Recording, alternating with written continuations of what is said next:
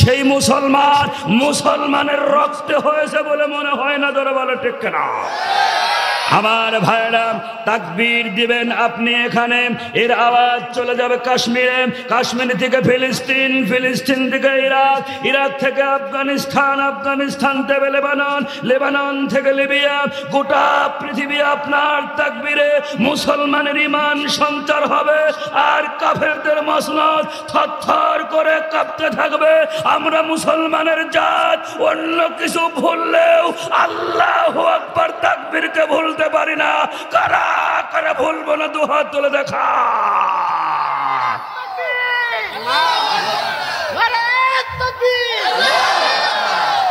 এই ঐতিহাসিক তাফসীরুল কোরআন মাহফিলে উপস্থিত করাতে জোরে আওয়াজ দিয়ে বলেন আমরা খুশি না বেজা? আরো জোরে বলতে হবে আমরা খুশি না বেজা? তাহলে খুশি করাবো কার? সকলে আমরা সেই আল্লাহকে একবার কৃতজ্ঞতা স্বরূপ বলি আলহামদুলিল্লাহ। শতকরে দরুদ আর সালাম বিশ্বের সেরা মানুষ, শ্রেষ্ঠ মানুষ, নির্যাতিত, নিপীড়িত, নিগৃহীত মানুষের যিনি বন্ধু, পৃথিবীতে তিনি আর আসবে না, কিন্তু রেখে গিয়েছেন তার উপরে নাজিলকৃত কোরআন, রেখে গিয়েছেন তার আদর্শ এবং সুন্নাহ। এই দুইটা জিনিসকে যদি আমরা আঁকড়ে ধরতে পারি, শয়তান আমাদের ওয়াসওয়াসা দিতে পারবে না। এহেন নবীর উপরে ভক্তি ভরে একবার দরুদ এবং সালাম সকলে বলি সাল্লাল্লাহু আলাইহি ওয়াসাল্লাম। সম্মানিত উপস্থিতি, কিছুটা সময় আমরা মেহমানদেরকে দিলাম, এতে কোনো সমস্যা নাই। আমার বক্তৃতার যদি ওরা সিংহভাগ সময়ও নিয়ে নেয়, এটাতেও আমি অখুশি না, কারণ ইনারা আমাদের খুব মহব্বতের। আমি অল্প দু চারটা কথা বললেও আমার সমস্যা নাই, কারণ অক্টোবর থেকে শুরু করে প্রতিদিন বক্তৃতা দিচ্ছি, কথা ঠিক কিনা? অল্প সময় দিলেও কোরআনের মূল টপিকসটা যেন আপনাদেরকে শোনাতে পারি। সম্মানিত উপস্থিতি, আপনারা জানেন আমি গুনাহগার যেখানে বক্তৃতা দিই, আমি একটা টপিক নিয়ে বক্তৃতা দিয়া, একটা সাবজেক্টকে ঘিরে বক্তৃতা দিয়া আমি পছন্দ করি। আমার গত দিনের 2 তারিখে আপনারা যারা আমার মাদ্রাসায় ছিলেন, আমি আপনাদের একটা বক্তৃতা দিয়েছিলাম যে আল্লাহ পাকের 3টি শর্ত যদি আপনি মানতে পারেন, আপনার গুনাহ হয়ে যাবে সওয়াব। সুবহানাল্লাহ। সেই বিষয় কিন্তু আমি সেখানে বক্তৃতা দিয়েছি। আজকে ওই বিষয়টা না, আমি কুরআনুল কারীমের সূরার নাম হলো সূরাতুন নূর, সূরা 24 নম্বর সূরা, সূরাতুন নূর 55 নম্বর আয়াত। নূর মানে আলো, জোরে বলেন নূর মানে কি? জোরে বলতে হবে নূর মানে কি? তাহলে 55 নম্বর আয়াতের ভিতরে আল্লাহ পাক বলেন, তোমরা যদি আমাকে 2টা জিনিস দাও, আমি আল্লাহ পাক তোমাদেরকে 3টা জিনিস দেব। সুবহানাল্লাহ। আমরা আল্লাহকে দেব কয়টা? জোরে বলেন। তাহলে আল্লাহ আমাদেরকে দেবে কয়টা? 3টা। তাহলে আল্লাহ একটা বেশি দেবেন, আমরা দেব 2টা, আল্লাহ পাক দেবেন 3টা। অল্প সময় কিন্তু এই টপিকস নিয়ে কথা বলা যায় না, তারপরও আমি সামারাইজ বক্তব্য কি বক্তৃতা দেব সেটা আপনাদেরকে জানাই দিলাম। এইবার আসুন, আমরা অল্প হলেও সময় খুব বেশি আমাদের হাতে নেই, আমার 10টা পর্যন্ত সময় দেওয়া ছিল, তারপরও যেহেতু তারা অত্যন্ত একান্ত প্রিয় আমাদের, ওনাদের বক্তব্য আমাদের শুনতে হবে, এলাকাবাসীর জন্য দরকার, উন্নয়নের উপকার তারা, এজন্য আমরা তাদের বক্তৃতা নিয়েছি। এখন তাদেরকেও আমরা আহ্বান করি কিছু সময় তারা বসবে, তাদের পিতামাতার জন্য আমরা দোয়া করেছি, করব। পাশাপাশি যেন কোরআন থেকে একটি কথাও হলে যেন আমরা শুনে নিজেরা আমল করে অন্যদেরকেই প্রচার যেন করতে পারি। আল্লাহ পাক যেন তৌফিক দান করেন, জোরে বলেন আমিন। এইবার আপনাদেরকে আওয়াজ দিতে হবে, জোরে বলেন তো এই কোরআন কার? এইরকম না জাকারিয়া ভাই যেভাবে বললো আমরা তো ফেল মারি গেছি, এ কথা কন লাগে। তাহলে জোরে বলতে হবে কোরআন কার? এ কোরআন কি আওয়ামী লীগের? জোরে বলতে হবে কোরআন কি আওয়ামী লীগের? কোরআন কি বিএনপির? কোরআন কি জাতীয় পার্টির? কোরআন কি জাসদের? কোরআন কি বাসদের? কোরআন কি জামাত ইসলামের? জোরে আওয়াজ দিয়ে বলতে হবে কোরআন কার? আরো জোরে বলেন কার? এইবার আমার ভাইরা, যেই কোরআন মহান আল্লাহ পাকের, সেই কোরআন আমাদেরকে দিক নির্দেশনা দিচ্ছে। মহান আল্লাহ তাআলা কোরআনুল কারীমের ভিতরে বলেন, ইন্না নাহনু নাযালনা যিকরা ওয়া ইন্না লাহু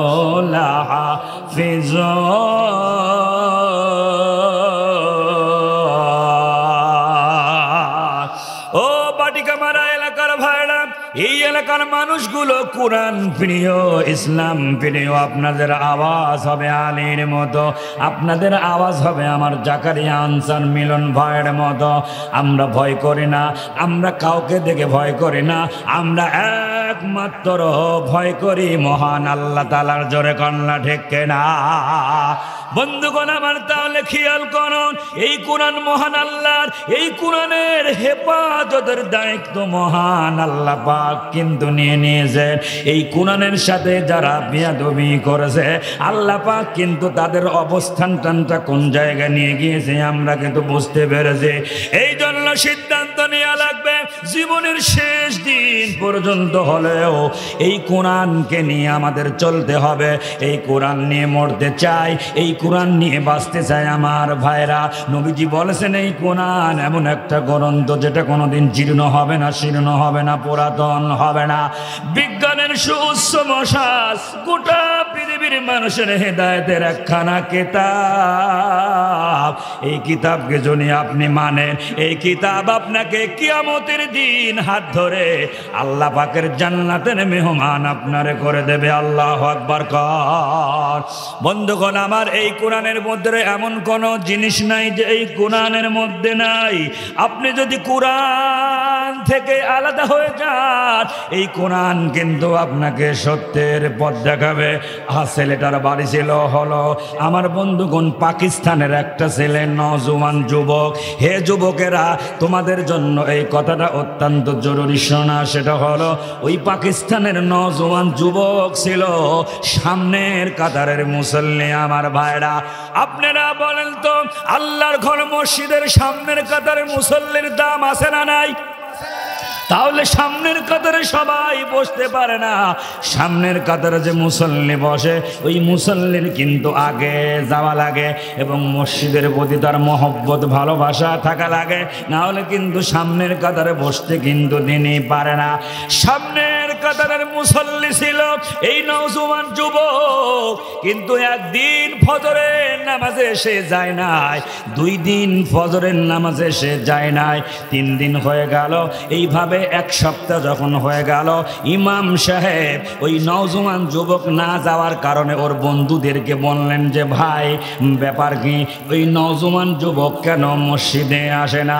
কেউ বলতে পারে না, কেউ বলতে পারে না কেন আসতেছে না, কেউ বলতে পারে না। এমন একটা সময় এসে গেল, 7 দিন হয়ে গেল আসে না, 15 দিন হয়ে গেল আসে না, 1 মাস হয়ে গেল আসে না, 6 মাস হয়ে গেল আসে না। ও বাটিকা মারা কলা বাগান এলাকার মানুষেরা গভীর মনোযোগ দিয়ে খেয়াল করো,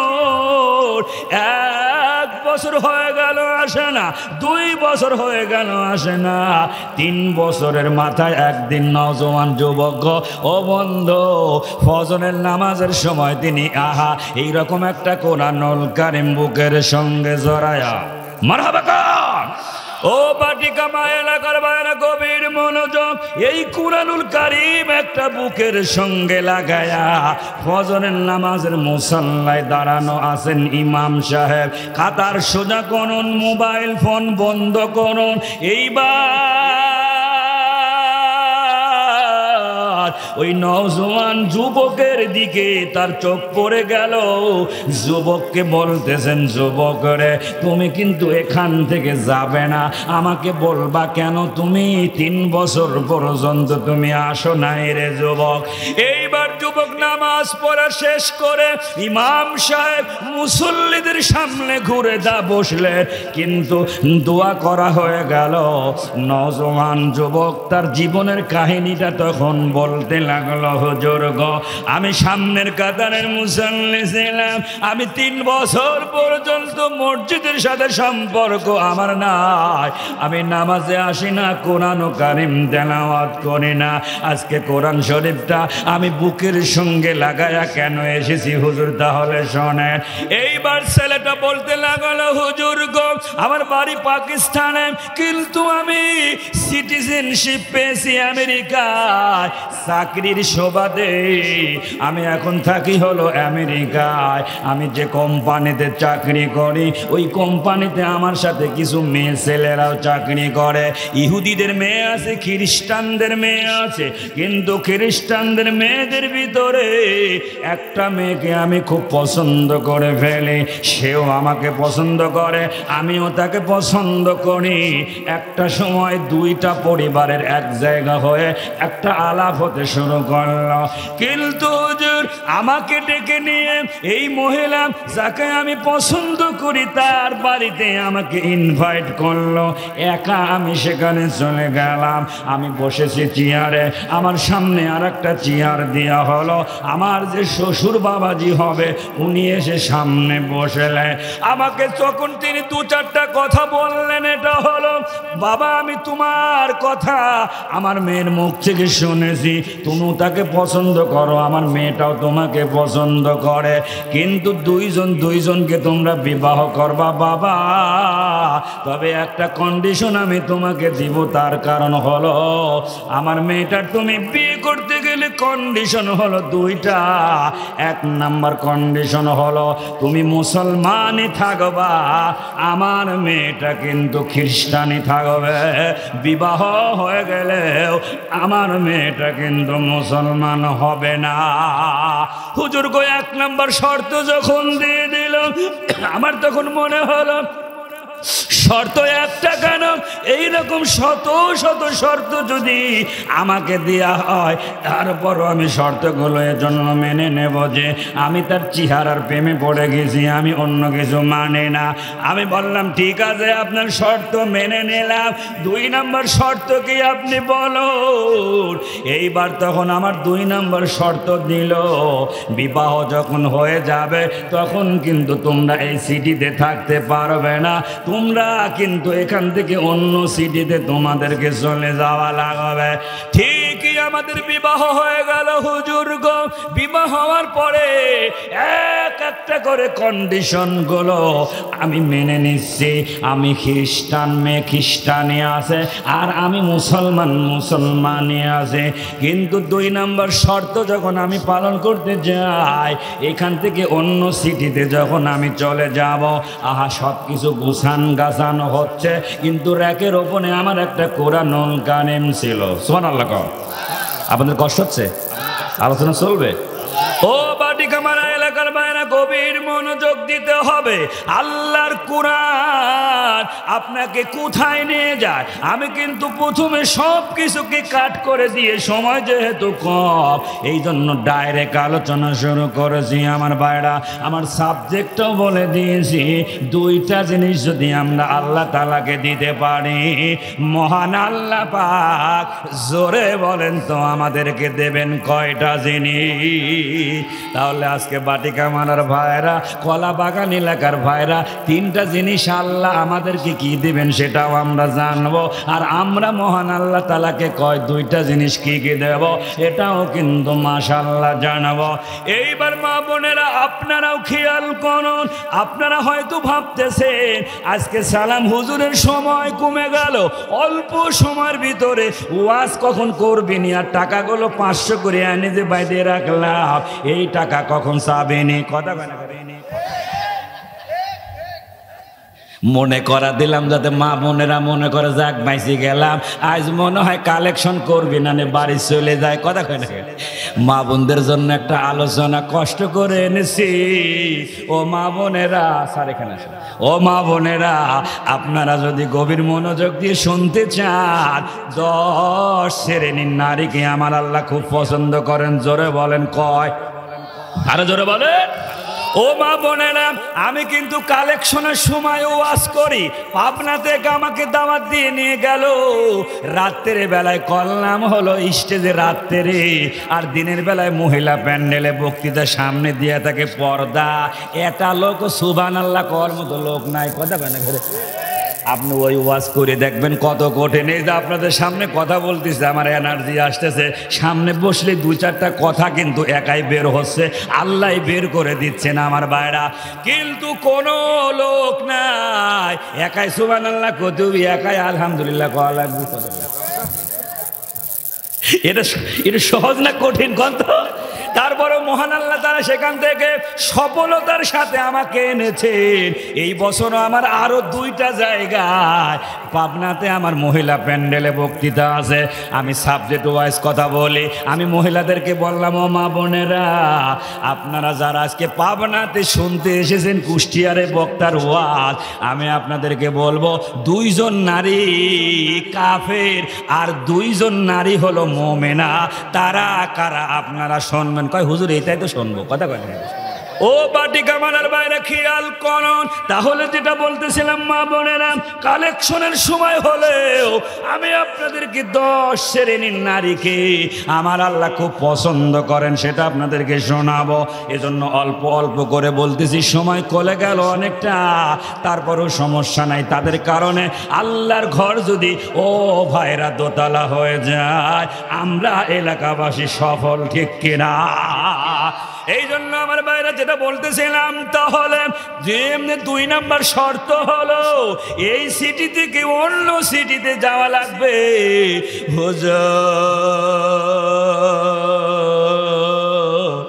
আমার বারবার যেন মনে হচ্ছিল, একটা আওয়াজ যেন আমার কানের মধ্যে আসতেছিল। কে যেন বলতেছে, সব কিছু গুছায় গাছায় তুমি নিয়ে যাচ্ছ, আমাকে এখানে ফেলে রেখে যেও না। আল্লাহু আকবার কন। এই কোরআন হলো আমাদের সঙ্গী, কথা কন ঠিক কিনা? এই কোরআন কিন্তু আমাদেরকে জান্নাতের পথ দেখাবে। আমার আল্লাহ কোরআনুল কারীমের ভিতরে বলেন, ইন্নাল্লাযীনা আমানু ওয়া আমিলুস সালিহাতি কানাত লাহুম জান্নাতুল ফিরদাউস নুজুলা।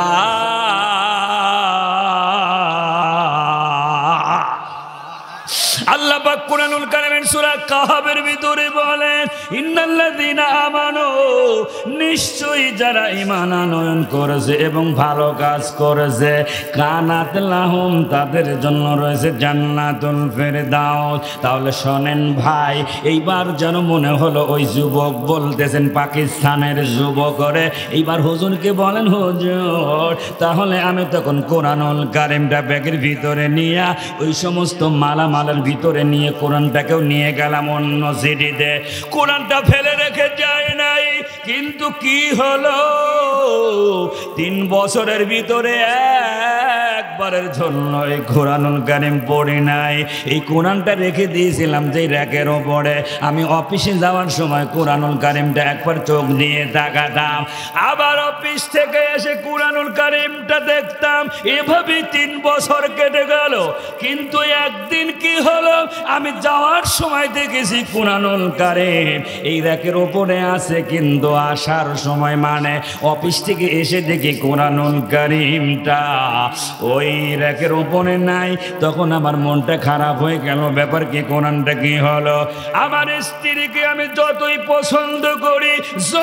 পছন্দ করি ভালোবেসে বিয়ে করেছি, এরপরও আমার স্ত্রীকে ডাকলাম, স্ত্রীরে শোনো, এই যে কোরআনুল কারীম রেখেছিলাম আমি র্যাকের ওপরে, আজ 3টা বছর আমি এই কোরআনুল কারীম পড়ি না, কিন্তু আমি যাওয়ার সময় একটা বারের জন্য তাকাই, আবার অফিস থেকে এসে এই কোরআনুল কারীম আর একটা বার আমি তাকাই, কিন্তু আজকে দেখতেছি এখানে কোরআনুল কারীম নাই কেন? স্ত্রী তখন বলেন, স্বামী গো, আমি আজকে ঘর বাড়ি পরিষ্কার করেছি, এই জন্য আমি ওটাকে ড্রেনের মধ্যে ফেলে দিয়েছি। জোরে কোন আল্লাহু আকবার। ও বন্ধু, কতটা খারাপ হলে এই কোরআনুল কারীম ওই ড্রেনের ভিতরে ফেলে দিতে পারে? তখন হুজুর আমার মনটা এত খারাপ হয়ে গেল, আমার মনটা এত বিতৃষ্ণা হয়ে গেল, ওর প্রতি আর ভালোবাসা থাকলো না। আপনারা জোরে বলেন তো, একজনকে ভালোবাসবো আমরা আল্লাহর জন্য, আর একজনকে ভালোবাসবো আমরা আল্লাহর ভালোবাসা থেকে বিরত থাকবো, এটাও আল্লাহর জন্য, কথা কোন ঠিক কিনা?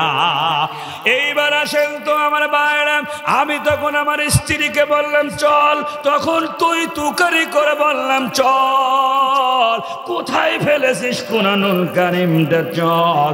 এইবার তাকে নিয়ে গেলাম ওই ড্রেনের কাছে। যাওয়ার পরে আমি তাড়াতাড়ি করে কোরআনুল কারীমটা তুললাম। এটা তোলার পরে আমার গায়ের জামা দিয়ে ওই কোরআনুল কারীমের উপরে ময়লা ছিল সবগুলো আমি এটা মুছে দিলাম। দেওয়ার পরে বাড়িতে এসে আমার ওই স্ত্রীকে আমি তালাক দিয়ে দিয়েছি। হুজুর গো, এই যে কোরআনুল কারীমটা বুকের সঙ্গে লাগায়া আমি আমার দেশে চলে এসেছি, আর কোনোদিন ওখানে যাব নিয়ত করি নাই। হুজুর গো, এই যে আমি এত বড় ভুল করলাম, এই যে আমি কোরআনের সাথে এতদিন সম্পর্ক রাখি নাই, আর আমি একটা বিধর্মীকে বিবাহ শাদী করেছিলাম। হুজুর গো, আমার কি কোনো মাপের রাস্তা আছে নাকি? আমার আল্লাহ তাআলা কি সেটা রেখেছে?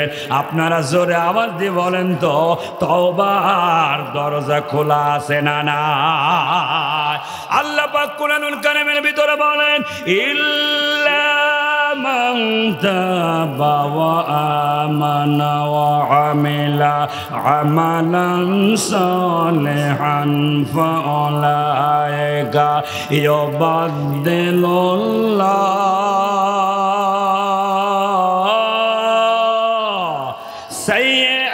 সাইয়্যাতিহিম হাসানাত ওয়া কানা আল্লাহু গফুরার রাহিমা।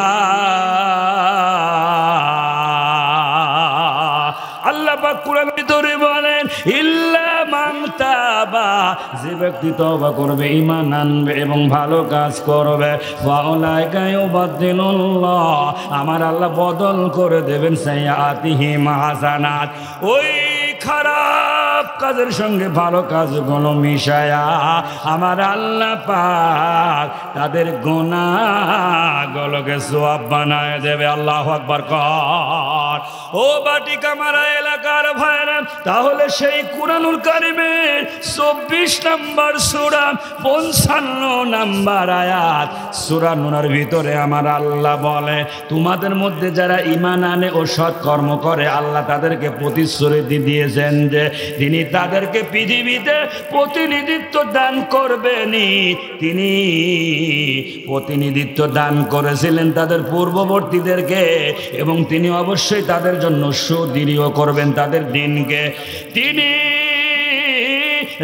তিনি তাদের জন্য মনোনীত করেছে, এবং তাদের ভয় ভীতির জন্য তাদেরকে অবশ্যই নিরাপত্তা দান করবেন।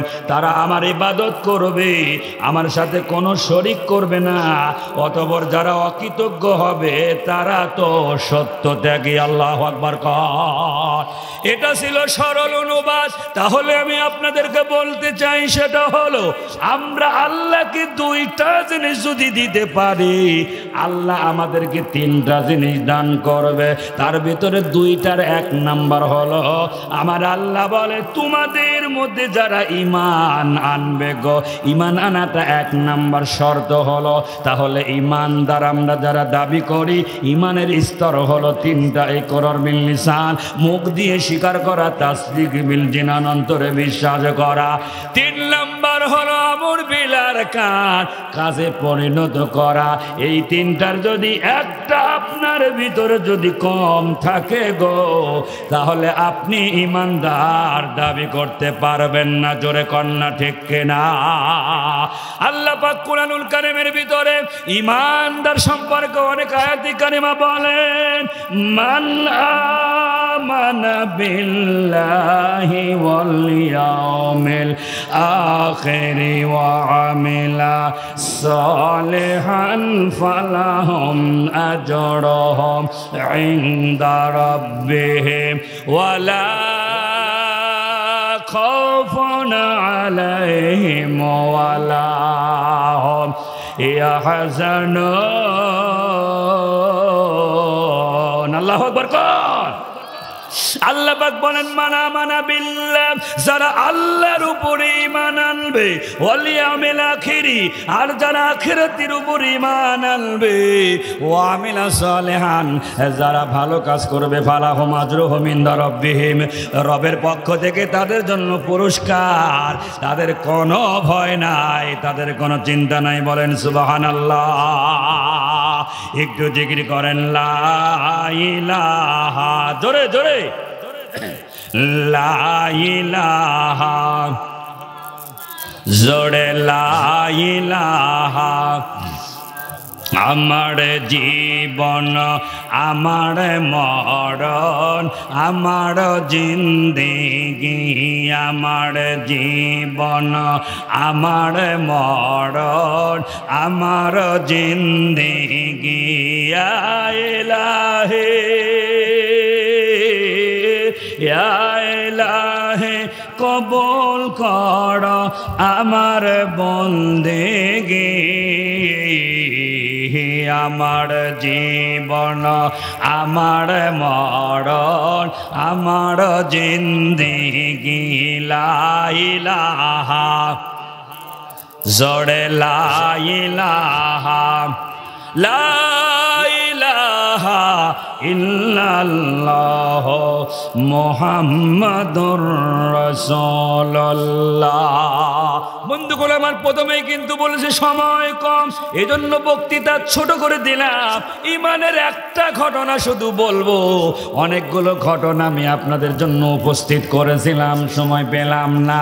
আপনারা জানেন কিন্তু আমার ভাইরা, সাকিব গোরস্তের একজন লোক ছিলেন, নাম হলো তার উরওয়া ইবনে মাসউদ সাকাফি রাদিয়াল্লাহু তাআলা আনহু। খুব খেয়াল করবেন আমার ভাইরা, আল্লাহর নবী মক্কা ছেড়ে মদিনায় গেল। জোরে বলেন কোথায়? আরে জোরে বলেন। আল্লাহর নবী মক্কা ছেড়ে মদিনায় গেল। এইবার আবু জেহেল, উতবা, সাইবা, আবু লাহাব, এইবার তারা এক জায়গায় বসে চিন্তা ভাবনা করতে লাগলো। বিশ্বনবী মুহাম্মদ সাল্লাল্লাহু আলাইহি সাল্লাম মক্কায় থাকার পরে আমাদের সাথে যে আচরণগুলো করেছিল, না জানি মক্কা ছেড়ে মদিনায় গেছে, ওখানে কি আমাদের বিরুদ্ধে কোনো ষড়যন্ত্র করে কিনা? আপনারা বলেন তো, চোরের মন জোরে কয় না? তাহলে যেই ধরনের পাবলিক মানুষ, সেই ধরনের চিন্তা ভাবনা অন্য কেউ কিন্তু ভাবে। কথা কোন ঠিক কিনা? বলেন তো, মুসির দিক, মুসির জিহারা, মুসির দর্শন, মুসির চোখ কোন দিক? এক কথা কয় না, মুসির চোখ জুতার দিক। আর আমাদের সমাজের জালেমদের চোখ হলো আলেমদের দিক। এক কথা কন না কে? তাহলে মুসির চোখ কোন দিক আর জালেমদের চোখ আলেমদের দিক। এটা কিন্তু খেয়াল করবেন। সমাজে আর কারো চিন্তা নাই। দেখবেন মাশাআল্লাহ, আলেমরা কি খাইলো, আলেমরা কি পড়লো, আলেমরা কোন জায়গা গেল, আমরা তখন বলে আলহামদুলিল্লাহ, আমাদের সিসি ক্যামেরা বাড়িতে লাগে না রে, এই মানুষই আমার সিসি ক্যামেরা। কথা কন না কে? তাদের দেখে, তারা আমাদেরকে দেখে শুনে রাখে।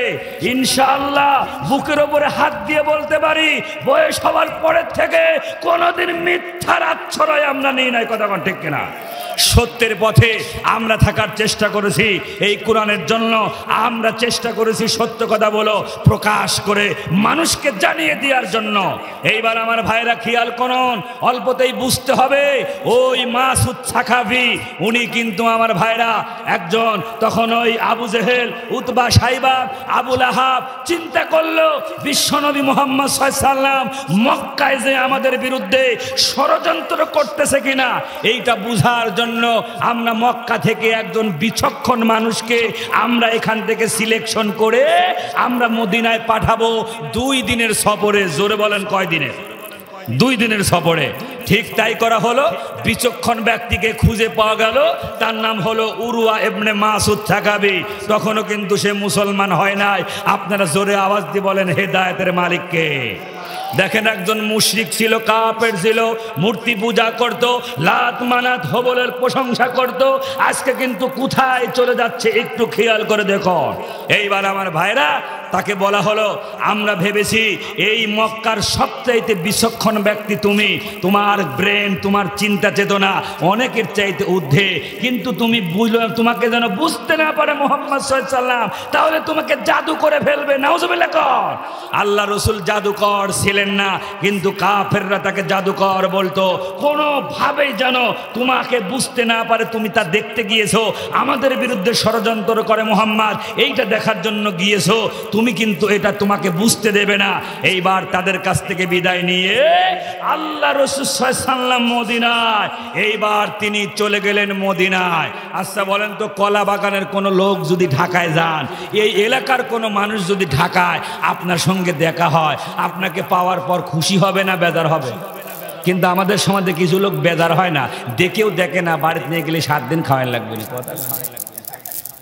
কিন্তু আল্লাহ রাসূল সাল্লাল্লাহু আলাইহি ওয়াসাল্লাম ওই মক্কায় থাকা তার জন্মমাটি ওই মানুষটাকে পেয়ে এইরকম বুকের সঙ্গে জড়ায় ধরে পিঠের উপরে 2-3টা থাপ্পড় মেরে আল্লাহ রাসূল বলতেছেন কানে কানে যে মাসুদ সাকাফি উরওয়া, আবু জেহেল আমার চাচা কেমন আছে, আবু লাহাব আমার চাচা কেমন আছে, উতবা সাইবা কেমন আছে, ওলীদ ইবনে মুগীরা কেমন আছে। এই কথাটা রসুলের মুখ থেকে শোনার সাথে সাথে ও যে ষড়যন্ত্র করতে আছে সব ভুল হয়ে গেছে। সুবহানাল্লাহ কালকে কবে এটা মেসেজ দিলাম, সুবহানাল্লাহ কর না, সুবহানাল্লাহ কর। এই কথাটা শোনার সাথে সাথে তার ষড়যন্ত্র সব ভুল হয়ে গেছে। এইবার তার মনের মধ্যে ওই আবু জেহেলের বিরুদ্ধে এখন তার হিংসা হচ্ছে, রাগ হচ্ছে, এত সুন্দর মানুষকে আমরা দেশ ছাড়া করলাম রে। ওই যে আমরা যখন ইসলামের পক্ষে কাজ করতাম, এখনো করি, আমাদের থেকে যারা বিদায় নিয়ে চলে গেছে এখন কিন্তু অনেকেই আফসোস করে, আহারে ওই কোরআনের পাখির কণ্ঠে আর আমরা তাফসীর শুনতে পারবো না। জোরে বলেন না ঠিক কিনা? এইবার আমার ভাইরা, উরওয়া ইবনে মাসউদের তখন আফসোস হচ্ছে, এত সুন্দর মানুষকে কেন আমরা মক্কা ছাড়া করলাম? ওই আবু জেহেলের কারণে, ওই আবু লাহাবের কারণে, ওই উতবা সাইবার করার কারণে। এইবার আপনারা বলেন তো, যাকে টাকা পয়সা দিয়ে পাঠাইলো এখন ও তার বন্ধু থাকলো না শত্রু হয়ে গেছে? কথা কয় না কে?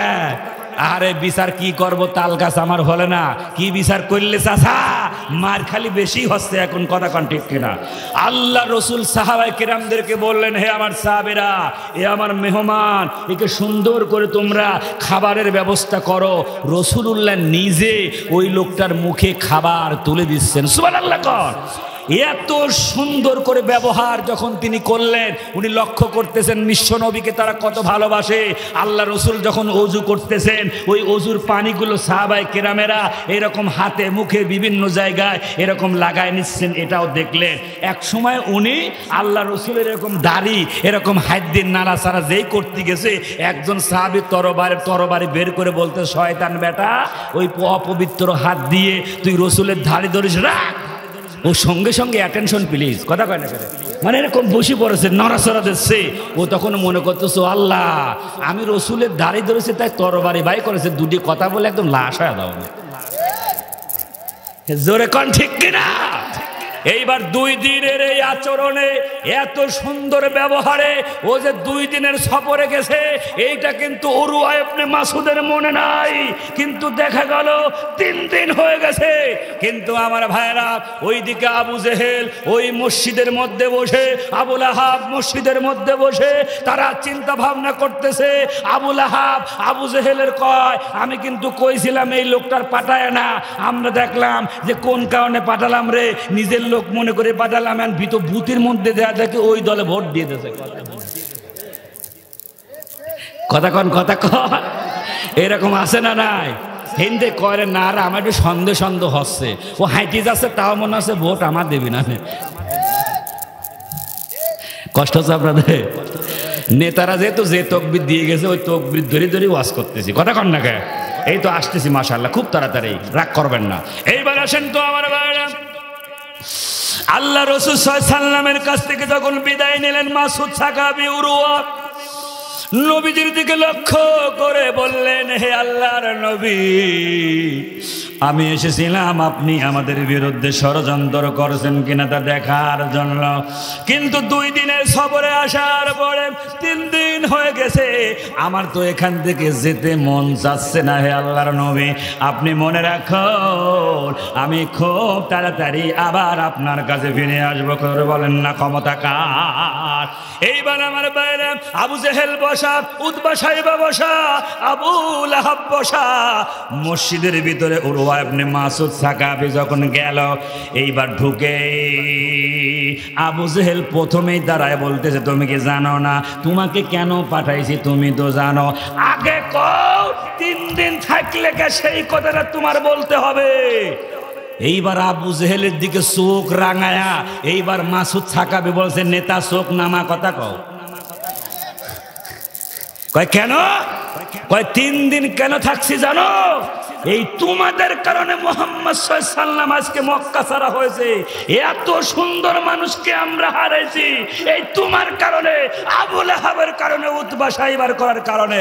এইবার আবু জেহেল কয়, ও আবু লাহাব দেখিছো কে কইছিলাম জোর পাঠায় না? কষ্ট হচ্ছে আপনাদের? ওর পাঠায় না বলছে, তাই তো তুমি তো ঠিক কথাই কইছিলে। কয় যে পাঠায় না মানে কি কথা বলতেছো? আমি তোমাদের একটা দাওয়াত দিচ্ছি। কয় আমরাই তো তোমার পাঠাইছিলাম মুহাম্মাদের কাছে, কি তুমি দাওয়াত দিবা? কয় যে জানো আমি যখন মদিনায় গেলাম মুহাম্মদ সাল্লাল্লাহু আলাইহি ওয়াসাল্লাম আমাকে জড়ায় ধরে আমার পিঠের উপরে 2-3টা চাপুর মেরে আমাকে বলল, ও মাসুদ সাকাবি, ও উরওয়া, বলো আমার চাচা আবু জেহেল কেমন আছে, আবু লাহাব কেমন আছে, উতবা সাইবা কেমন আছে। এত সুন্দর করে তোমাদের কথা বললো, আর তোমাদের কারণেই ভালো মানুষটা আমরা হারালাম। কথা বলো ঠিক কিনা? তো এইবার শোনো, আমি তোমাদেরকে একটা দাওয়াত দিছি, বাঁচতে চাইলে মুসলমান হয়ে যাও। দেখেন তো কোন দিক থেকে কোন দেখা যাচ্ছে ভাই, ক্ষমতা কার? 5 তারিখের আগে 3:30টার আগেও জানতাম না এটা ঘটবিনি, কথা কয় না কেন? কিন্তু 3:30 বাজার সাথে সাথে এরকম ঘটে যাবে রে, উরওয়া ইবনে মাসুদের মতো দাওয়াত দিবি তা তো বুঝি না। কথা কয় না, কথা কয় না। আমার ভাইরা লক্ষ্য করুন, খেয়াল করে। এইবার বলতেছে, কি বলতে চাও তুমি? আবু জেহেলের সামনে কথা বলতেছে, বলে কি বলতে চায় মানে? আমি আপনাদেরকে দাওয়াত দিচ্ছি ইসলাম গ্রহণ করার কারণে, যদি আপনারা দাওয়াত কবুল না করেন আমি উরওয়া ইবনে মাসুদ ঘোষণা করে দিলাম আমি মুসলমান হয়ে যাব। জোরে কোন আল্লাহু আকবার। আমার ভাইরা আপনারা জোরে আওয়াজ দিয়ে বলেন তো, ঈমান কি সবাই আনতে পারে? তাহলে আল্লাহ পাক বললেন 2টা জিনিস তোমরা আমাকে দান করো। এইরকম সারা রাত ধরে যদি আপনাদেরকে কোরআনের কথা বলা হয়, আমাদের গুরু যার বক্তব্য শুনে, যার বাচনভঙ্গিতে আমরা এখানে ময়দানে বক্তব্য দিই, তিনিও কিন্তু একটা কথা মানুষকে বলতেন, হাজার হাজার লোক এই মাওলানা দেলোয়ার হোসেন সাইদির কারণে এই তাফসীরুল কোরআন মাহফিলে আসে না, সবাই কিন্তু আসে আল্লাহর কোরআনের জন্য। কথা কোন ঠিক কিনা? আমরা সেই কোরআনের মাহফিলে এসেছি, আমরা কিন্তু খুব বেশি কথা বলতে পারবো না আমার ভাইরা। তাই আমি আপনাদেরকে বলতে চাচ্ছি, 2টা জিনিস আল্লাহ পাক চেয়েছিলেন, তার ভিতরে 1 নাম্বার হলো ঈমান আনা। এইবার উরওয়া ইবনে মাসুদ তাদের কাছ থেকে বিদায় নিয়ে আবার মদিনায় চলে গেল। আল্লাহর নবীর কাছে যে বললেন, হে আল্লাহর নবী, আমি আপনার কাছে আবার চলে এসেছি। ওই যে বলে গেলাম আমি কিন্তু আপনার কাছে আবার চলে আসব। হে আল্লাহর নবী, আপনি আমার কালেমা পড়ায়া মুসলমান করে দেন। আল্লাহর নবী তাকে কালেমা পড়ায়া মুসলমান করে দিল। এইবার উরওয়া ইবনে মাসুদ বলতে লাগলেন, হে আল্লাহর নবী, এইবার কি আমি এই দাওয়াতটা আমার এলাকায় দিতে পারবো? ও বন্ধু, আজকে কুরআনুল কারীম আপনারা শুনবেন, বাল্লিগু আন্নি ওয়ালাউ আয়া, একটা আয়াত যদি আপনি শোনেন সেটা অন্যের কাছে পৌঁছিয়ে দেওয়ার দায়িত্ব কিন্তু আপনার আমার আছে। আপনি পরিবারে আপনার স্ত্রীকে দাওয়াত দেন, আপনি পরিবারে আপনার সন্তানকে দাওয়াত দেন। আজকে কোরআনের মাহফিলে এত আমরা শুনতেছি, কিন্তু পরিবারের উন্নতি হচ্ছে না। আপনার সন্তান নামাজ পড়ে না, আপনার স্ত্রী বেপরদায় চলে, আপনার মেয়েটা বেপরদায় চলে। এই জন্য কিয়ামতের দিন আপনাকে জবাবদিহি করা লাগবে। আমরা প্রত্যেকেই কিন্তু দায়িত্বশীল। নবীজি বলেন, কুল্লুকুম রাইন ওয়া কুল্লুকুম মাসউলিন আন রায়াতিহি, প্রত্যেকেই দায়িত্বশীল, আর দায়িত্ব সম্পর্কে জিজ্ঞাসাবাদ করা হবে গো। ও কলা বাগান এলাকার ভাইরা, আপনি কিন্তু 5 জন ব্যক্তির হলো ওই পরিবারের 5 জন সদস্যরা আপনি দায়িত্বশীল। এই 5 জন সম্পর্কে আপনাকে জিজ্ঞাসাবাদ করা হবে। এভাবে আমাদের 68,000 গ্রাম বাংলা, 56,000 বর্গ মাইলের দেশের যিনি নেতা হবেন গো, এই 18 কোটি মানুষকে নিয়ে কিয়ামতের দিন তার জবাব নেওয়া লাগবে, ঠিক কিনা কর? এই জন্য দায়িত্ব যার বেশি, জবাবদিহিতারও বেশি। ওই জবাবদিহিতামূলক কথাগুলো আপনার আমার চিন্তা ভাবনার ভিতরে ভিতরে এনে আজকের এই কোরআনের মাহফিল থেকে আসন সিদ্ধান্ত গ্রহণ করে জীবনে আর এই আলোচনা শুনতে পারবো কিনা জানি না ভাই গো। পাশেই গোরস্থানে কিন্তু পিতামাতা আত্মীয় স্বজন মুরব্বিয়ান ঘুমানো। তাহলে দুইটা জিনিস আল্লাহকে দেব তার ভিতরে। এক নাম্বার হলো ঈমান আনা। ওই উরওয়া ইবনে মাসউদ তখন বলতে লাগলেন, হে আল্লাহর নবী, আমি কি এই দাওয়াত মানুষকে দিতে পারবো? নবীজি বলেন, উরওয়া, এই দাওয়াত দেওয়ার আগে কিন্তু তুমি ভালো ছিলে। এই দাওয়াত দিতে গেলেই মানুষ তোমাকে খারাপ বলবে, তোমার উপরে নির্যাতন হতে পারে, জেল জুলুম হতে পারে। ও কলাবাগান এলাকার বাইরে আজকে যারা বিগত বছরে 1 বছর নয় 2 বছর নয় সুদীর্ঘ 17টা বছর ধরে জেল জুলুম আর নির্যাতনের উপেক্ষা করে যারা মাজলুমের দায়িত্ব পালন করে গুলি খেয়ে গো ওই জেলখানার প্রকট অন্ধকারের ভিতরে ওই খাবারগুলো খেয়ে স্ত্রীর হক থেকে আলাদা হয়ে সন্তানের হক থেকে আলাদা হয়ে যারাই কিন্তু দিনের কাজ আজকে করেছিল, আবার আল্লাহ তাদের গলায় ফুলের মালা পরাইছে। কথা কোন ঠিক কিনা?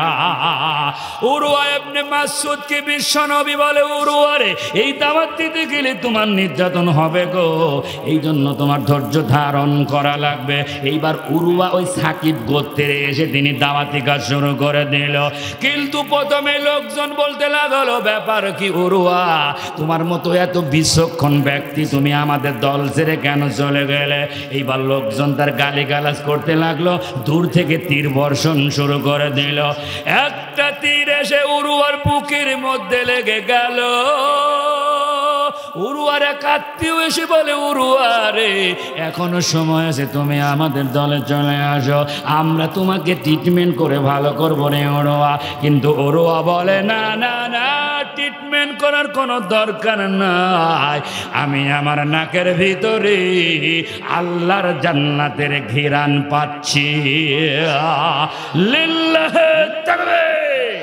তাহলে সেই ঈমান, যে ঈমানের কারণে জান্নাত হয়ে যায়, যে ঈমানের কারণে জেল জরিমানা কত কিছু আমাদের সামনে আসে অপেক্ষা করে ঈমানদারেরা ওই ফাঁসির মঞ্চকে নিজের জন্য তৈরি করে নেয়। ওই ঈমান আনা আর 2 নাম্বার হলো ভালো কাজ করা। এই আয়াতের ভিতরে আমার আল্লাহ 2টা জিনিস ছেলেন। এই 2টা জিনিস দিতে পারলে আমরা আল্লাহর কাছ থেকে 3টা জিনিস কি পাবো পরবর্তীতে আমি আপনাদেরকে জানাবো। ও মা বোনেরা, আল্লাহর কোরআনের মাহফিলে গতকাল আমার যশাই মেঘনাতে প্রোগ্রাম ছিল। আমি 10:30টায় উঠলাম, 1টা বেজে যায়। এত কনকনে শীতের ভিতরে ভাইজান আমার সাথে ছিলেন। কালকে মা বোনেরা পুরুষ মানুষ চাইতে ফাস্ট হয়ে গেছে দানে। আজকে কোরআনের মাহফিলে এসেছি, জীবনের শেষ দান মনে করে আমরা আজকে একটু হাতটাকে সম্প্রসারণ করে দেব। ও কলাবাগান এলাকার বাইরে আপনারা যারা এই ঘর সম্পর্কে জানেন, আল্লাহর ঘর মসজিদ 1 তালা, লোকজন এতটা হয় যে 2 তালা করার এসেনশিয়াল দরকার। এর জন্য লাগবে রড, সিমেন্ট, ইট, বালি সবই লাগবে। আমি 10 বস্তা করে 20 বস্তা করে চাবো না। এই কলা বাগানে যারা আছেন অন্তত 1 বস্তা করে হলো আজকে 100 বস্তা টার্গেট